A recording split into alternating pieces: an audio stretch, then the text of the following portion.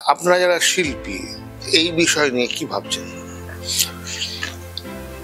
আমি তো হাউতাস করা ছাড়া কিছু দেখতে পাচ্ছি না, কারণ আমাদের রাজ্যের ভাবার কিছু নেই। এখন আমরা তো আর মাওবাদীদের মতো বন্দুক ধরতে পারবো না। মাঝে মাঝে মনে হয় বন্দুক ধরতে পারলে ভালো হতো, অন্তত একটা চাকরি পাওয়া যেত। কি অদ্ভুত একটা দেশে আমরা বাস করি, যারা পড়াশুনো করে বসে আছে, তারা এত এত পড়াশুনো করলো, তারা সমস্ত ডিগ্রি নিল, ডিপ্লোমা নিল, নেওয়ার পরে তারা চাকরিতে পাশ করলো, তারা রাস্তায় বসে আছে, তাদের চাকরি দিচ্ছে না সরকার। অথচ যারা প্রচুর মানুষ মারলো মাওবাদীর নাম করে বন্দুক হাতে নিয়ে, তাদেরকে সরকার চাকরি দিল, জমি দিল। এই অদ্ভুত পৃথিবীতে বাস করছি আমরা। তৃণমূল কংগ্রেস সরকার সম্বন্ধে এক সময় আপনার একটা তৃণমূলের আন্দোলনে এক সময় আপনি একটু সমর্থন করেছিলেন, এখন কি খুবই বীতশ্রদ্ধ? দেখো, আমি বারবার বলছি, আমি আগেও বলেছি, আমি তৃণমূল কোনোদিন ছিলাম না, না আছি, না মারা যাওয়া অবধি হব। কারণ আমি আমার মৃত্যুর পরে কেউ যদি তৃণমূলের পতাকা দিয়ে দেয়, তাহলে আমার কিছু করার নেই। আমাদের রাজ্যে যেটা হয়, তো কিন্তু আমি কোনোদিনই ছিলাম না। আমরা আন্দোলন করেছিলাম তৎকালীন বামফ্রন্টের যে শেষের দিকে যে অত্যাচার, তার এগেনস্টে।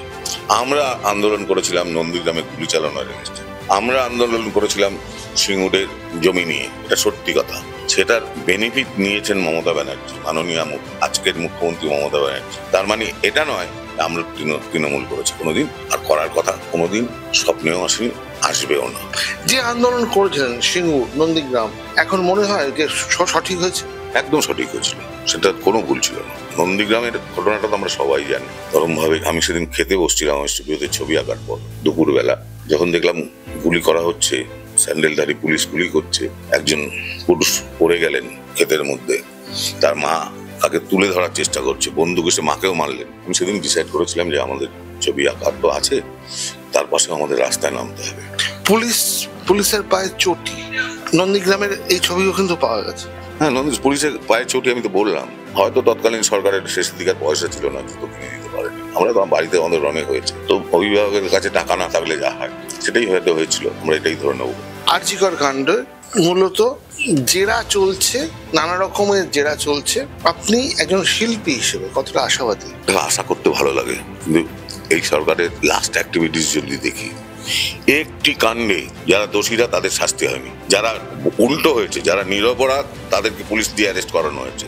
আমরা যদি আনিসের মৃত্যু যদি দেখি, নির্মম ভাবে তাকে মেরে ফেলা হলো তার বাড়িতে, তার বাবার সামনে, বাড়ির লোকের সামনে। আমরা যদি কামদুনি দেখি, আমরা যদি আমিরুল দেখি, আরো অসংখ্য, প্রতিটি ক্ষেত্রে দেখা যাচ্ছে যারা দোষী তাদেরকে, আমি জানি না এই সরকারের কি এমন ভেস্টেড ইন্টারেস্ট আছে যে তাদের দোষীদেরকে বাঁচাচ্ছে, যারা নিরপরাধ তাদেরকে পুলিশকে দিয়ে অ্যারেস্ট করাচ্ছে।